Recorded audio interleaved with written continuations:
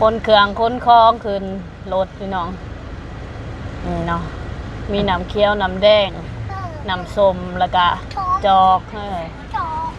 น้ำก่อนค่ะก็ได้มาแล้วพี่น้อง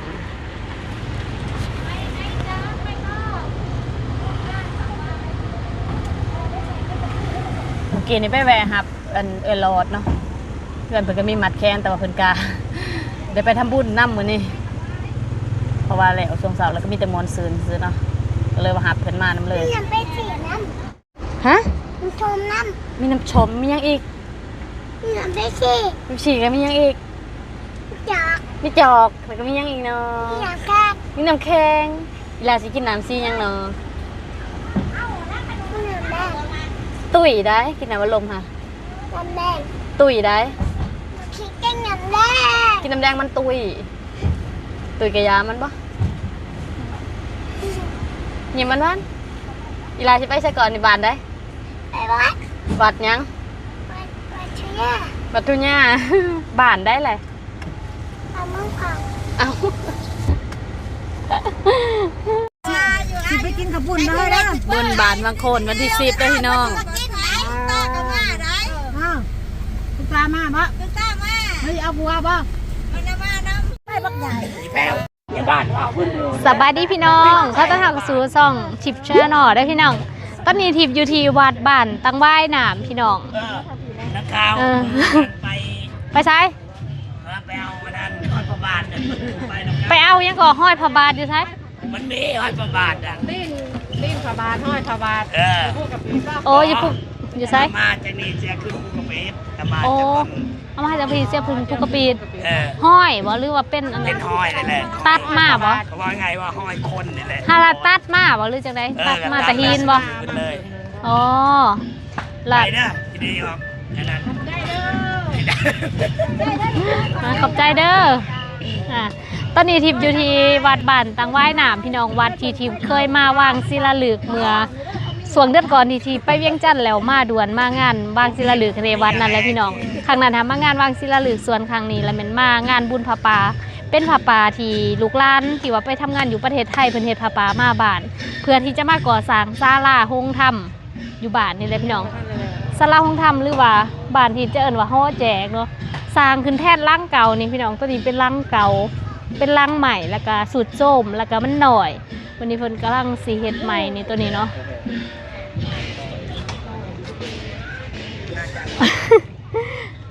มาเมื่อนี้กับบริมาซื้อได้พี่น้องมาเฮ็ดโฮงทานนี่เนาะเจ้าภาพทางพีเดอร์เพิ่นมาเฮ็ดโฮงทานเนื่องจากว่าเตรียมโต๊ะประทัดนี่นะพี่น้องเฮาก็ได้เตรียมเป็นหนามที่ว่ามันง่ายเนาะ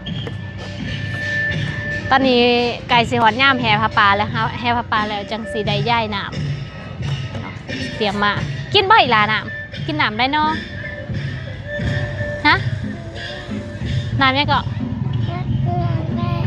นี่มันมีน้ำนี่กินน้ำได้ฮะน้ำยังน้ำแดงใช่น้ำแดงพี่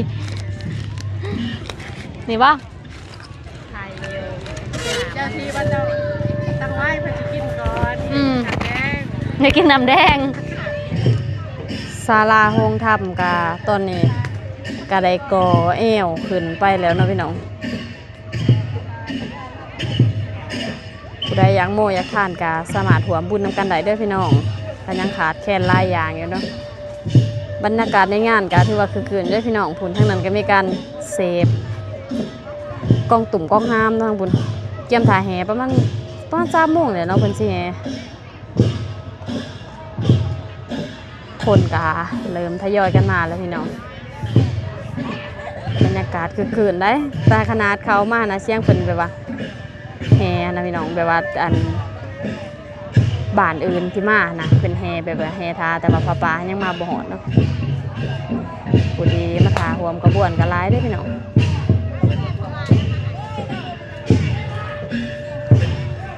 หันขาหันคายกันหลาย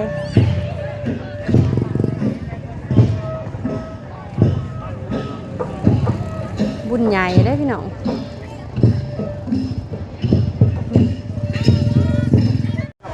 เพิ่นกาเก็บผ้าขาวผ้าหนามใบหายเนาะพอแต่มาหอดกันเนาะเขาปลาอาหารมาให้กินเลย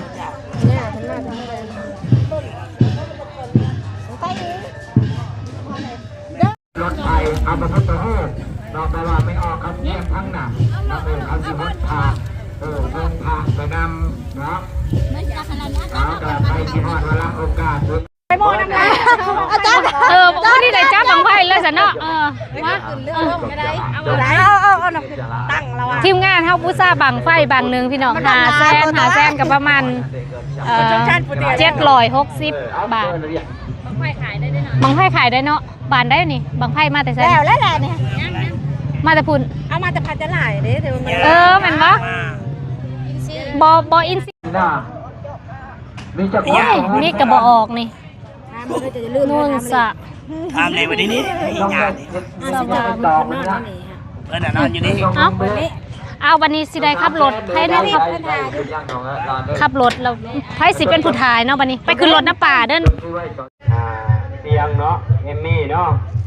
แล้วก็ต่อมากับไม่ออกคลิป2 YouTube ทิปชาแนลคือว่าคลิปสาวลาวเนาะต่อมากับไม่ออกแก้วก็ต่อมากับไม่ออกหลอดเนาะบูชาบังไฟจำนวน1 บาทสาธุอนุโมทนาบุญเด้อ พอดีครูบาเพิ่นแผ่เนาะให้เอารถ ต่อมากับองค์ทานทานนำปานะนำอันดมทีมงานประกาศ ดินนา บ่ฮู้ว่าเพิ่นเอิ้น ป่าน้ำสว่างเนาะ แห่อันนั้นแหละพี่น้อง ป่าน้ำหวานจำนวน คนมาหลายๆตอนนี้ คุณนะสาธุอนุโมทนาบุญเด้อ ก็สิได้แห่แล้วพี่น้องเริ่มแห่แล้วเนาะแห่พระพุทธรูปเนาะแล้วก็แห่บังไฟ โรคภัยไข้เจ็บทำมาค้าขึ้นตลอดปีตลอดไปคิดสิ่งหนึ่งประการใดให้เป็นไปดังสอบประกอบด้วยบุญกุศลแล้วขอบุญกุศลเหล่านั้นจงสำเร็จทุกสิ่งทุกประการด้วยเถิดสาธุ ได้บ่ เอาญาติโยมเอาผู้ใดพอท่านเอาบังไฟเนาะแต่ว่ามาเอาเด้อมาบูชาเอาบุญน้ำกันญาติโยมมาบูชาเอาบุญน้ำกันกับพอดีแพงญาติโยมลูกหลานเอา4-5 คนตะบังหนึ่งก็ได้ญาติโยม ยามใดก็ได้เอาเอื้อเพียงใจบ่นี่ค่ะเอื้ออันนั้นบ่เป็นตาสิ้นจะไปจื้อแล้วเนาะเอาไปแต่งงานงามเลยงามจะไปจื้อเนาะก็ได้มาเช้าบาทได้นี่แต่งมาอยู่หาดที่นี่นั่นล่ะคนมักแต่งหน้าแล้วแต่งเองบ่จังคนลายได้พี่น้องตอนนี้เขาเลิกขบวนแห่เริ่มเคลื่อนแล้วพี่น้องให้พระพุทธรูปไปก่อนบ่ลืมได้เด็กพระพุทธรูปนี่ก็ได้ เด้อขอรบกวนขี่ช้างกันน้อยนึงเด้อฮาเด้อ เป็นใส่รถไทยเนาะไปหาผ้าปลาบ่ไปหาผ้าปลาอยู่เนาะ มาที่นี่อย่าไปวิ่งรถมาวิ่งรถมาวิ่งรถมาวิ่งไปวิ่งรถมาวิ่ง โอ้ให้อันนี้อยู่กลางบ่ให้พระพุทธอยู่กลางเฮาอยู่ทางที่นี่สะอ้อนบ้านนี้วัยรุ่นหลายๆพี่น้อง พ่อเอารถอันนี้มาพี่เอารถนี้มาพี่รถจะพาไปนี่ต่อมาพี่เอาดีแม่นี่นะครับมันบ่ได้ไปก่อนบ่บอลหน้ามันจับคือมันต้องขา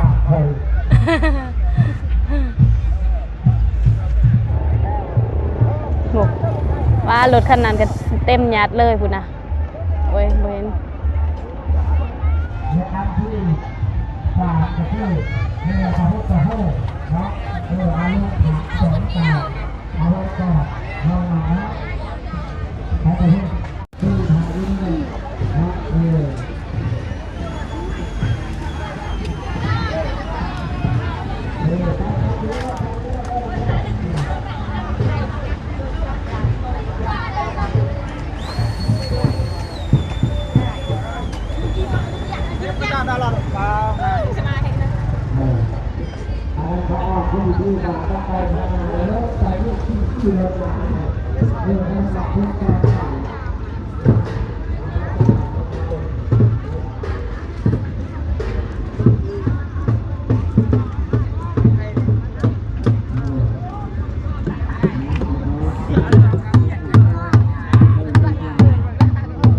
ส่วนไรก็ไม่มาแต่บ้านเฮาเด้อพี่น้อง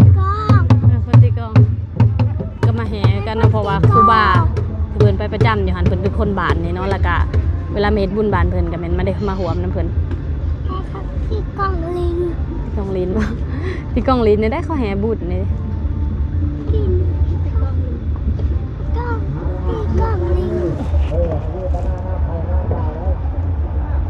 ากาศก็ค่อนข้างว่า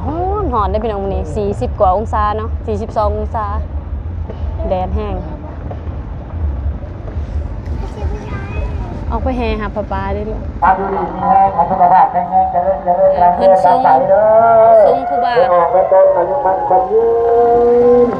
สิเวในหันติมานี่ผู้ใดมีตอนนี้ยังกะเอาไปนำกันเลยเนาะ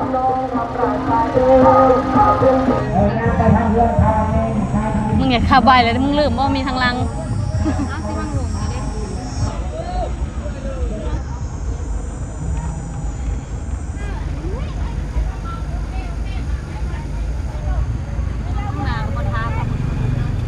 แห่เราบานก่อน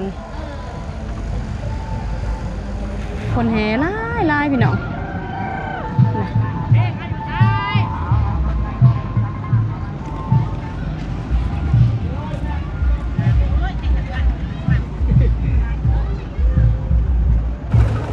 บรรยากาศคือคืนแห้งเลยพี่น้องคนไล่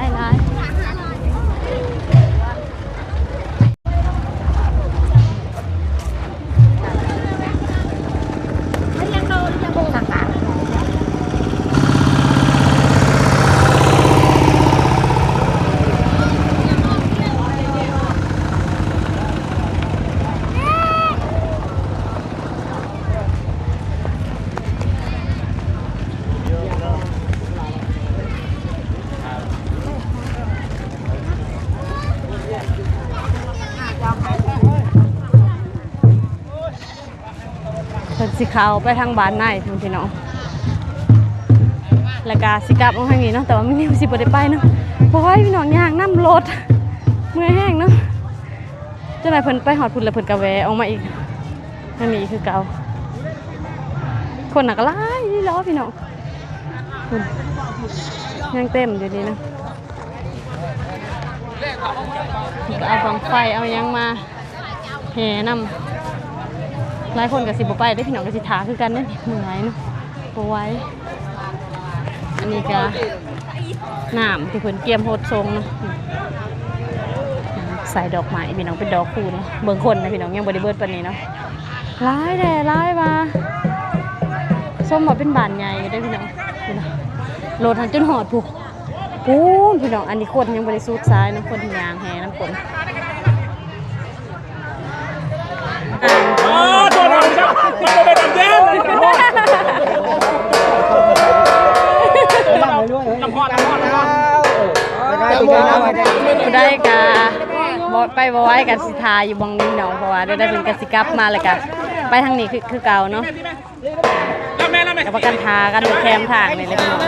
ปูไปก็ไปเนาะปูอยู่ก็อยู่เอาแต่ว่าล่ำก่อนนี่เฮ้ยว่าเป่าล่ำไปฟังล่ำไปฟังล่ำตะไว้ดูล่ำตะไว้ดูโอ้สิให้คอยเป็นเป่าพี่ได้บ่ได้เอาลำเพิ่นก็ได้ลำเพิ่นดูลำเพิ่นดูเราที่ลำเลย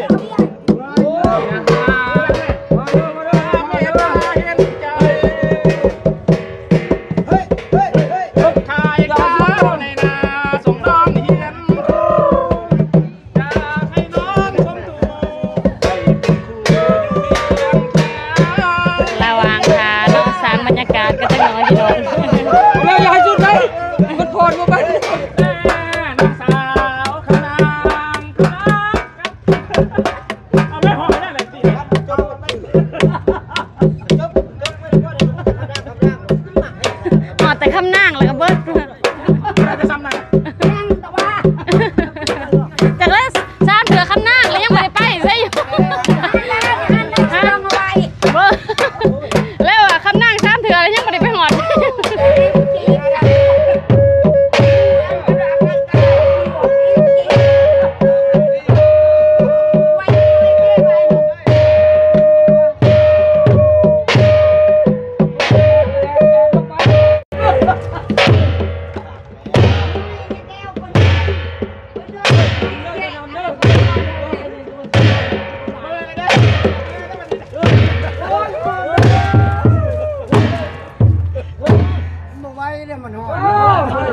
บัดนี้เฮามาเบิ่งบรรยากาศทางด้านในหมู่บ้านที่ว่าแห่เข้ามาก็คือให้พ่อแม่พี่น้องประชาชนเพิ่นได้ฮดทรงเนื่องด้วยบุญปีใหม่ลาวพอดีงานบุญเทื่อนี้แม่นงานบุญผาป่างานบุญบังไฟแล้วก็ไก่สิฮอดปีใหม่ลาวเพิ่นก็เลยฮดทรงหลางสวยพระพุทธรูปพอดีเลยลินสงกรานต์ไปพร้อมๆกัน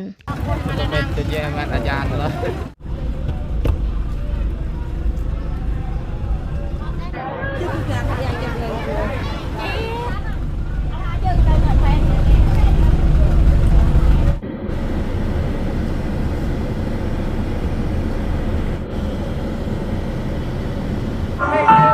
ขบวนแห่มาแล้วพี่น้อง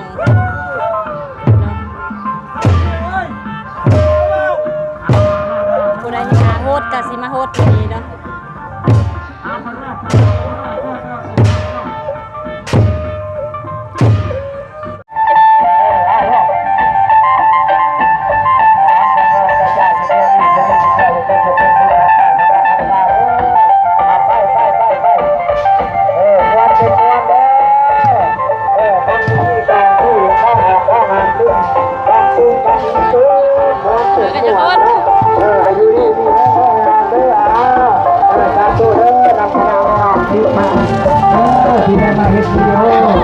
ได้รถ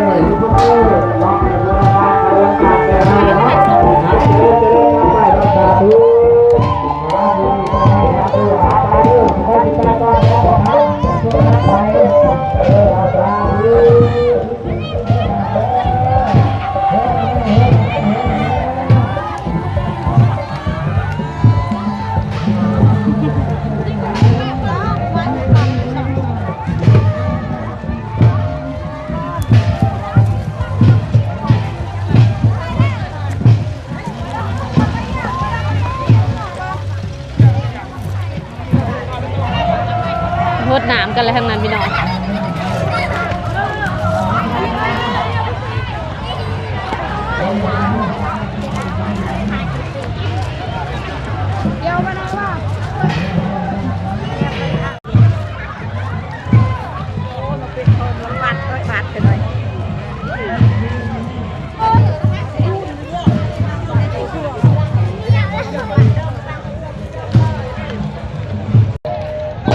ตอนนี้แห่อ้อมบ้านแล้วเลยพี่น้อง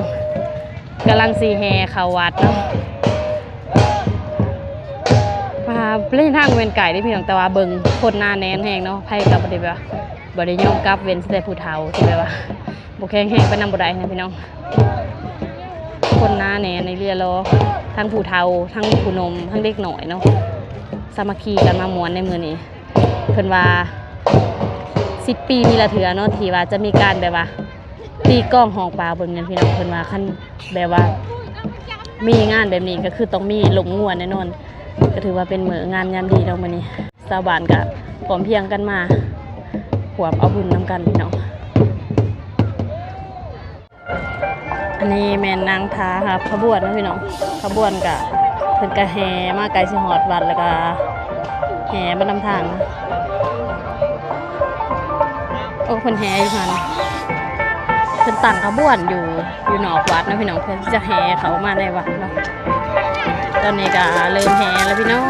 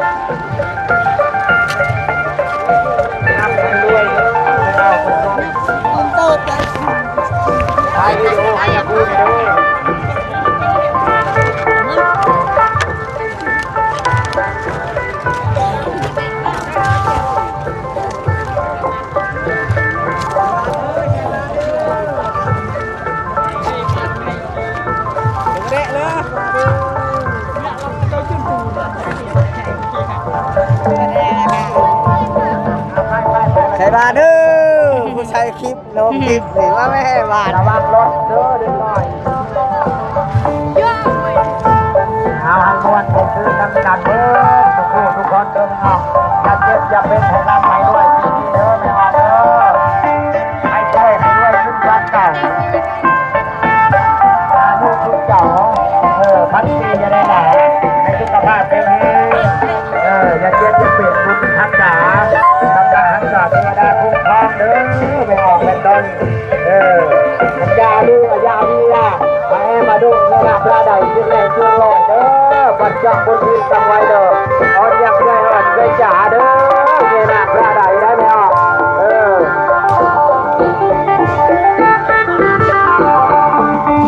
แต่พออนุโมทนาบุญนำลูกนำหลานยัดเป็นพี่น้องเมื่อทุกคนทุกคนน้องรักใจและตาใจนี่ทั้งใดเจอใดแต่พอเป็นทั้งนี้ยุบแรงใจ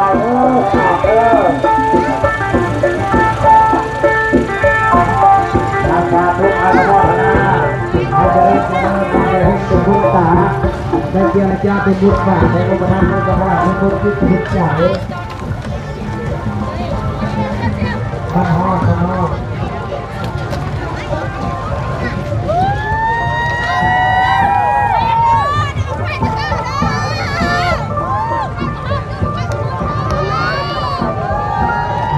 คอยมาเด้อมาว่าดิ้นหน้าดิ้นหน้าเด้อระวังใครดิ้นหน้าเด้อลูกจับลูกจับแทง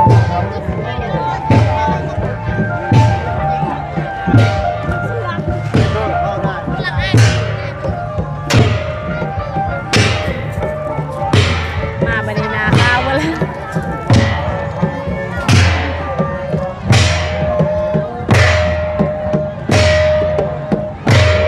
จักเมาแดงจักเมาแปง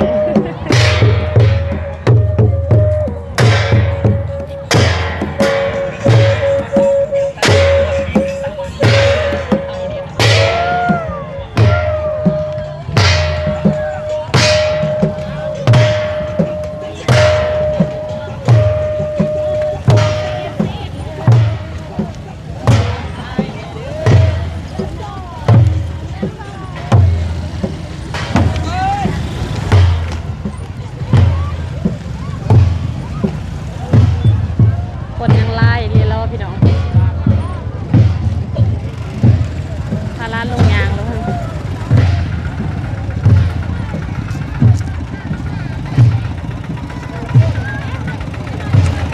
จังน้อยแห่แล้วมันกำลังกลางเขากำลังกลางจังน้อยเขากำลังกลางไปแห่ก่อนจะให้ด้วยให้แม่ถ่ายคลิปในป่าด้วย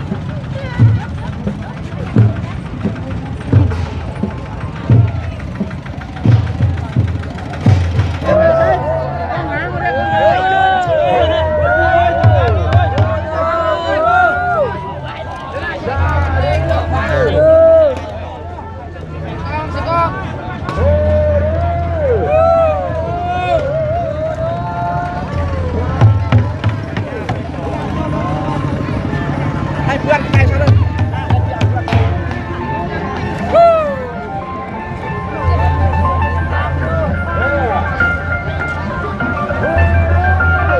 แล้วพี่น้อง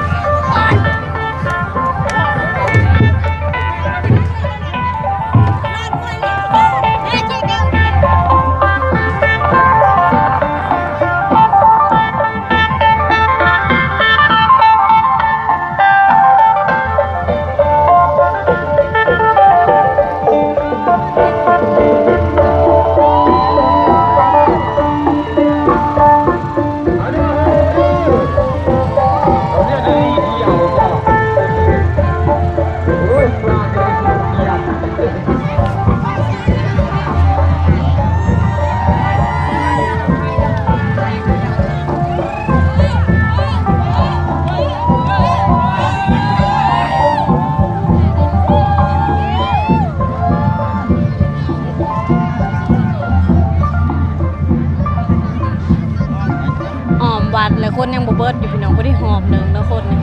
ไล่แท้ไล่ว่า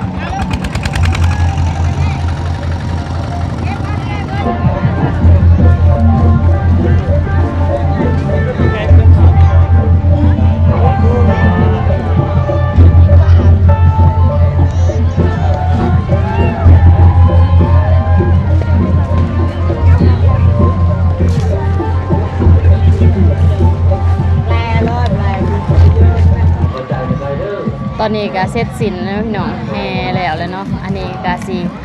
เอาน้ำไปให้ครูบาเพิ่นก่อนเนาะให้ครูบาก่อนไม่ออกยังบ่ทันได้ตอนนี้แห่แล้วเรียบร้อยพี่น้องเพิ่นเฮ็ดพิธีต่ออยู่ที่ศาลาห้องทำล้างใหม่ดีว่าบ่ทันได้แล้วใส่เต็มตังตอนนี้ก็ยินน้ำปะนาขึ้นไปถวายครูบาศิลวัตรจันโตดีเจไดมหายาคูทางพลังดีๆไม่เอาพ่อพยานเด็ดดูนั่งเป็นแถวแต่พุ่นเราจับเป็นกระปุกอันนั้นให้นั่งเป็นแถวนี่จะมาเต็มไม่ออกแถวไปแถวมันเนาะนี่ขึ้นครูบาอาจารย์ขึ้นยาคูคนอ้าวพ่อบ้านเอ้ยศิลวัตรจันโตขึ้นมหายาคูตอนนี้ด้วยดีป้าพี่น้องคนไล่วัยรุ่นก็ไล่ขนาดเลยวัยรุ่นไล่นี่สิพาพี่น้องขึ้นไปเบิ่งทางศาลาห้องธรรมเนาะแม่น้องนิวขึ้นไปยินน้ำห้องท่านนำปนา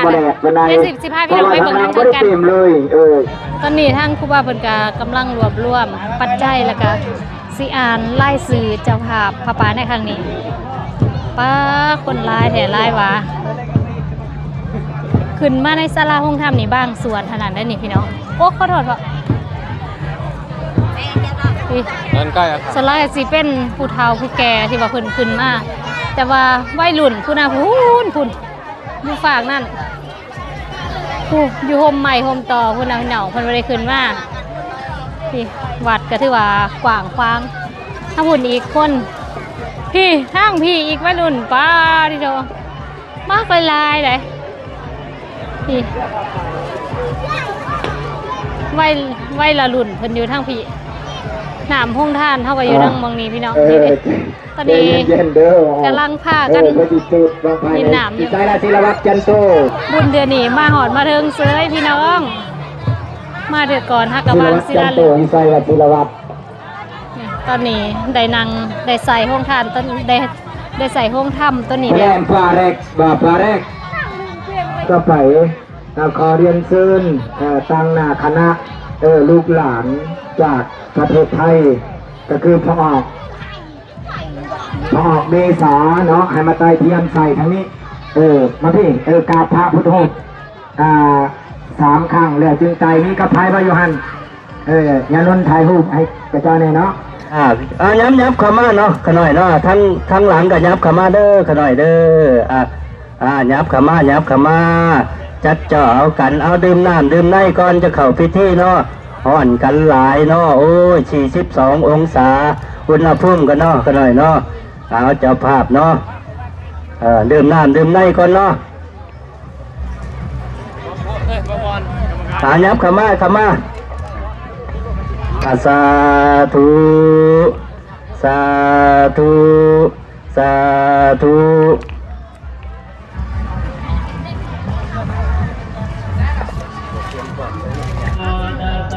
ทางพี่เพิ่นยังเฮ็ดพิธีไหว้พระรับศีลพี่น้องท่านได้ถวายเดี๋ยวทีมสิพาพี่น้องไปเบิ่งทางพี่เนาะทางพี่เพิ่นก็ไปแล้วนะคะกลับแล้วนะเจ๊ กลับไว้แท้เอาเฮ้ยสิพาเพื่อนไปหาผู้บ่าวเฮ้ยโชคดีไม่เรียกทำผู้บ่าวกันโอ้ใจเด้อโอ้ FC เดี๋ยวสิพาพี่น้องมาเบิ่งบรรยากาศทางพี่เพิ่นสิเตรียมจุดบังไฟแล้วได้ทางนี้ทางเทิงแม่นผู้เฒ่าผู้แก่ส่วนทางพี่แม่นผู้หนุ่มไว้ละรุ่นอันนี้เนาะทีมงานบังไฟนี่บังไฟเฮาก็จักอยู่ไสบุทางพี่เตรียมบังไฟป้าเดินเพิ่นกว้างได้วันนี้มีน้องอีกสิได้มีน้องที่นั่นสิมีน้ำอันนี้ไว้ละรุ่นเนาะเพิ่นเตรียมเบิ่งบอลสิจุดบังไฟพี่ละเฮากับผู้ซ่าอยู่บางนึงพี่น้องสิแข่งกันว่า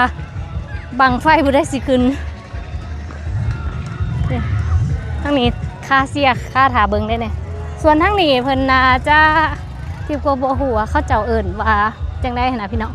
ก่อนสิจูดแล้วเพิ่นสิมาแหย่ว่าเพิ่นเขาเอิ้นว่าพี่เฮ็ดหยังก็ว่าลืมละพี่ยังน้อยเต็มอยู่เลยทางนี้วัยรุ่นอยู่บ้านทีบส่วนลายนะพี่น้องเพิ่นสิมักแต่งโตแบบว่าใส่สีดำได้แล้วก็เป็น ทรงขาใหญ่แล้วก็ต้องเสือแค่ยาวส่วนล่างก็สิเป็นเสือดอนกับเสือแบบมีลายจังซี่นะมีไก่จังซี่เนาะก็จะสิมัดใส่กัน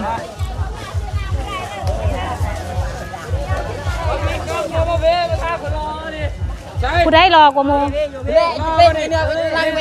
ผู้นั้นบ่รอกว่าโมฮัลโหล1 2 3เขาลอยทั้งพี่พี่ป้าพี่นะ เอาขอประชาสัมพันธ์เพิ่นว่า คือเห็นเขาเจ้าจุ่มกันโอ้หมักขิวเลย ห้องไว้บ้าน จะไปซักที่ได้มานี่โอ้นาคืออายอันนั้นคนเล่าอยู่ออสเตรเลียตอนนี้เลยที่กำลังเป็นข่าวนะเห็นบ่นาคายคือเลยเนี่ยนี่เพราะว่าอยู่ไสก็ได้มาลงข่าวกับเอาอีหลีเอามา พี่รู้ไหมเนาะเอาอยู่ต้นมะม่วงตัวนี้แต่ว่ามะม่วงก็เหี่ยวๆได้พี่มีแต่วัยรุ่นมีแบบว่าขั้นบังไพ่ผู้ใดบ่ขึ้นนะเอาลงกี่ต้มบ่ผู้ใดบ่ขึ้นแล้วเอาลงกี่ต้มบ่แม่นบ่เอาลงอีหลีบ่เขาสิทาเบิ่งซะนะเอาคนละมาด้วย นี่เนาะพี่น้องบังไพ่ไปละรุ่นนี่มีแต่คนหนุ่มมักเสื้อดำเนาะคนมาคอยมักเสื้อดำเลยทั้งพี่ก็มักคือกันเนี่ยก็คือหลับบ้านนั่นแหละนะคนหลับคนใหญ่พี่น้องอันนี้ก็จะเป็นทางบังไฟเด้อเพิ่นจะมาจูดวันนี้ตัวไพ่เป็นแก๊ปที่จูดบังไพ่จุดเนาะตอนนี้ยังเฮ็ดพิธีทางศาสนาบ่ทันได้แล้วทั้งพี่กองอำนาจการปกครองบ้านแล้วบ่นะวัยรุ่นต้องฆ่าให้เลยกลับมาเบิ่งที่โฮงท่านำปนาของเฮาพี่น้องหลังจากที่ถวายครูบาเรียบร้อยแล้วก็ต่อด้วยญาติโยมแขกคนที่ว่ามาเฮ็ดบุญที่นั่น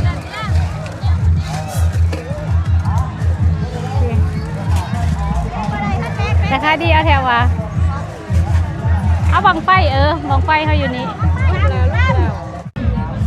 ทางนี้ก็หารคล้ายเกลืองพี่น้องลูกค้าหลายตลาดเกลือนดีนะพี่น้องคนก็สะดวกสบายไม่ต้องเดินทางไกลโต้หนึ่งก็ประมาณก็คือตัวนี้ก็35,000ก็คันก็ประมาณ40ป้ายกว่าบาทประมาณ52 บาทจังซี่นะอันนี้คือตัวนี้15,000ก็ประมาณตัวละ20 บาท20ป้ายกว่าบาท22 23 บาทตัวนั้น30,000ก็ประมาณ40 บาทแล้วก็ตัวนั้น65,000ก็ประมาณ100 บาทจังซี่นะตัวนี้ก็30 บาทเป็นทรงแบบนี้เป็นกางเกงนุ่งเย็นอย่างธรรมดานะพี่น้องเสื้อผ้าก็ถือว่าราคาย่อมเยาอยู่คือสุดจัง35,000ก็ประมาณจัก40 ปลายกว่าบาท52 บาทบรรยากาศท่านนี่กับบอลหาเงินเด้อพี่น้องนี่กิจกรรมยามว่างป้าต้นโพใหญ่ๆตอนนี้ข้อแห้งแล้วพี่น้องกินน้ำก่อนตอนนี้ผู้เสิร์ฟก็ยังบ่วางเลยเด้บังไฟบังแหลกแหกม่านพี่น้อง2-3 เถื่อนับเลยยังบ่ขึ้นอยู่ถ้าเบิ่งเนาะจักเป็นจังได๋จังว่ายังบ่ขึ้นปานนี้ถ้าเบิ่งเด้อพี่น้องเพิ่นยังแป้งอยู่เนาะเด้เพิ่นลงเลย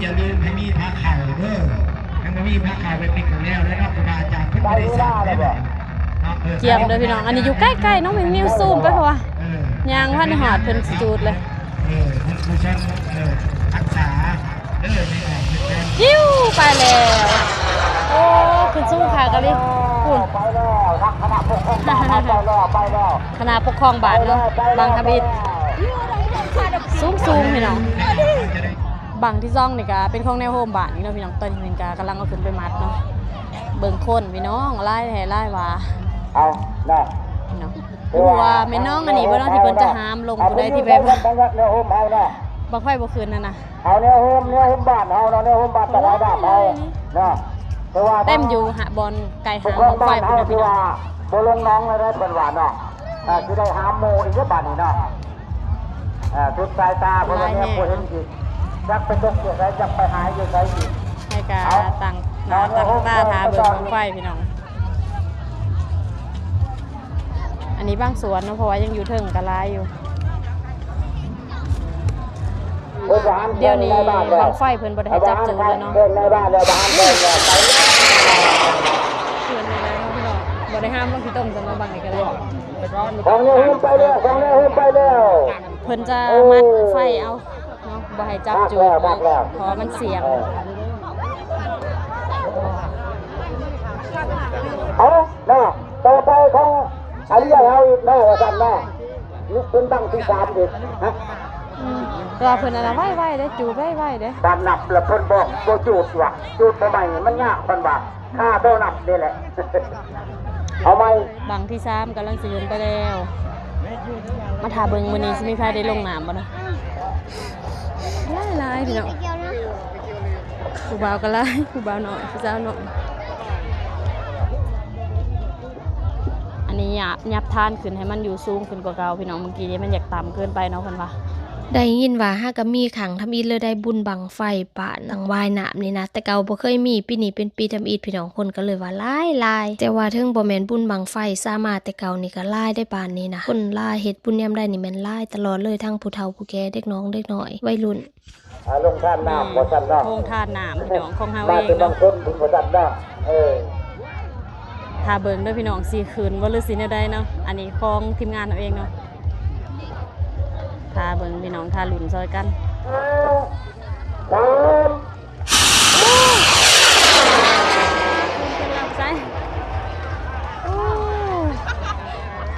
เกือบแม่นมาถึงห้ามลงน้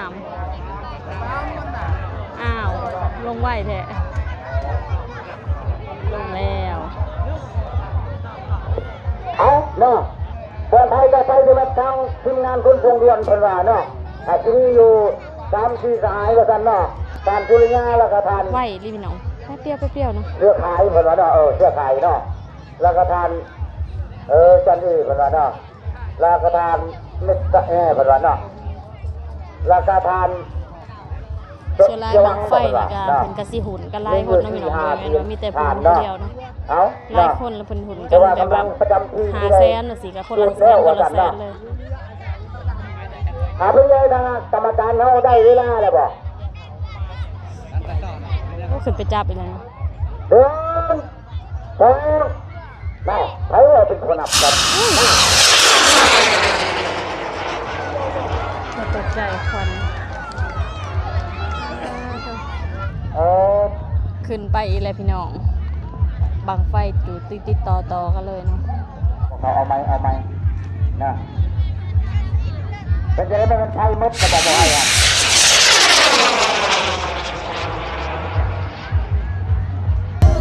บรรยากาศเริ่มคืนแล้วได้พี่น้องตกแรงมากก็เลยเดินก็มีหอดซองอันพี่น้องมีกลุ่มไก่เนาะมีหันขาเต็มมืดละกามีวงดนตรีด้วยพี่น้องแต่ว่าวงดนตรีนี่เป็นวงดนตรีเพิ่นว่าของคนในบ้านเนี่ยเนาะแต่ว่าบัวซื้อวง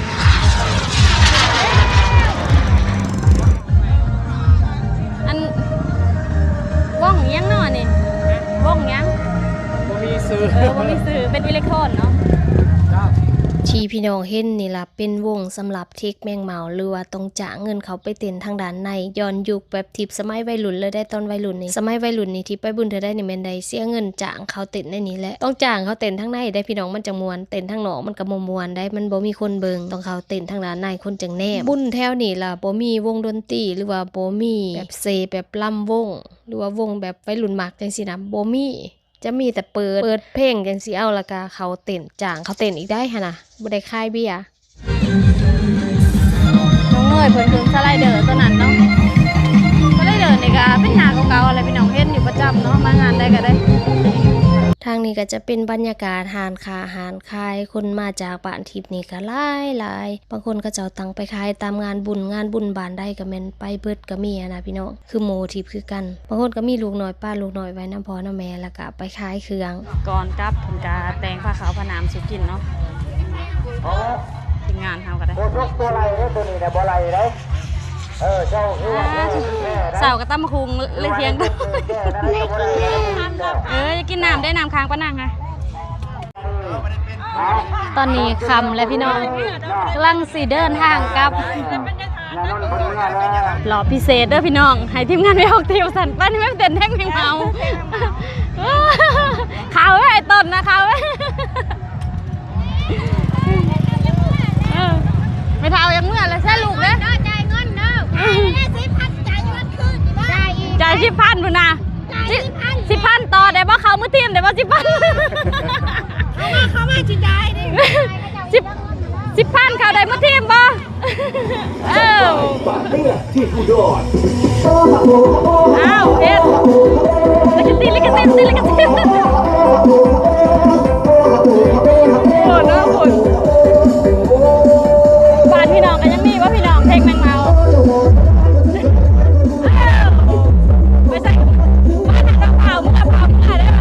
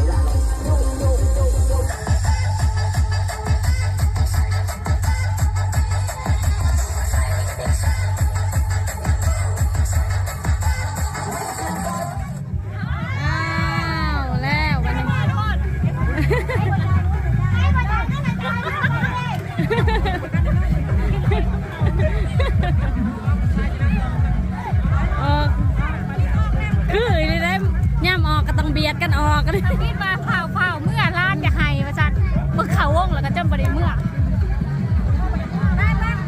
เมื่อเงินหรือเปล่าวันนี้วัดเงินได้ฉันแทนเมื่อเป็นอย่างวันนี้ป้าพี่น้องเหือจะนอกเต็มเลยเมื่อวันนี้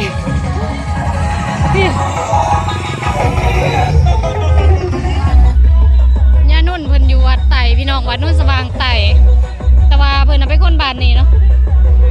เพิ่นยังบ่เมื่อดอกแต่ว่าเฮานี่สิเมื่อมื้อนี้ปะเมื่อเงินแล้วเมื่อป้านน่ะว่าร้านไห้บัดเขาเต้นจะลืมร้านเลยเนาะมืดซะแล้วขึ้นทางใดแล้วบัดนี้ไอ้มันมืดอยู่เป็นบ่ได้เคยขึ้นมาเฮือนเพิ่นเอ้าบอกกะแก้วนอนเฮือนหลังใดนอนผีบ่มื้อนี้มางานบุญบ้านตังว่ายน้ำพี่น้องก็เลยว่ามาแวะหมู่เลยว่าสิมามื้อเว้นนี่ก็ฮักก็ได้วางฮักก็เต้นเทคแมงไหม้แล้วเทคแมงเมาเทคแมงไหม้นี่อันนั้นพาความไปเทิงหมู่ครูแน่คิดฮอดไผแน่หมู่ครูค่ะตอนนี้ทิพย์อยู่กับกาแก้วเด้อพี่น้องมางานบุญบ้านเพิ่นก็เลยมาแวะยามเพิ่นหมู่ทิพย์ที่ว่าเพิ่นหันเอาผัวแล้วได้ลูกพอได้ลูกแล้วก็เลยเป็นอัมพาตครึ่งซีกลูกเพิ่นกับพิการคือกันเนาะยังบ่ได้มาบ่ยังบ่ได้มาเนาะยังอยู่ไสหยะหั่นนะหมู่กูก็เยี่ยมยามถามข่าวมาแต่ว่าเศรษฐกิจแบบนี้ผู้ใดก็บ่สะดวกมาก็เลยบ่ได้มานำเผื่อแล้วมื้อหน้าเขาอาจจะมาคิดฮอดหมู่อยู่บ่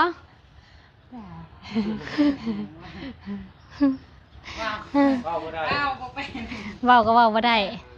แต่ว่าภาษาเองภาษาเองแต่มันมีลายคำนะมีหน้างันอันเว้าบ่คอดบ่เลือได้เว้าบ่คอดลีนแข็งโมกูนะเขาบ่ได้มาแต่ว่ามีคนที่พากเงินมาสวยเนาะมีนางตอนแก้วนี่100,000แล้วก็นางปิง150,000หลายคนอยู่เพิ่นว่าอยากซอยแต่ว่าเขาเจ้ายังบ่ทันแล้วก็ค่อยสวย100,000เป็นอยู่แม่นบ่อันนี้นางดอนแก้วนางปิง150,000นางดอนแก้ว100,000แล้วก็เฮาให้100,000พอได้ซื้อบัตรเติมเงินเนาะเติมเน็ตซื้อยาต้องกินยาอันนั้นเนาะยานั้นเขาให้กินมันสิเป็นตลาดยากองประสาทมันอยากเอามาให้กินบ่ให้กินบ่สักลุงบำรุงเราเป็นเราสักมันเราเมื่อยเนี่ยบางทีก็สักยาอันบริษัทเฮิงเลยบ่ดึงหันได้ว่าอยากได้เอาแมทหานามาแทกอันนี้หานาเบิ่งมีแมทบ่เอาคืบเอาเบิ่งมีแมทบ่มันต้องแทกครั้งดีเนาะแบบว่าอยากสื่ออันน่ะให้เรานะพี่น้องแบบว่าอันนี้ฮะยกได้หมด ห้ามประจับไว้ แมทอันนี้เนาะจะเข้าให้แท็กตัวใดก่อนแดงลืมเลยมันต้องแท็กแต่ละนิ้วมั้ง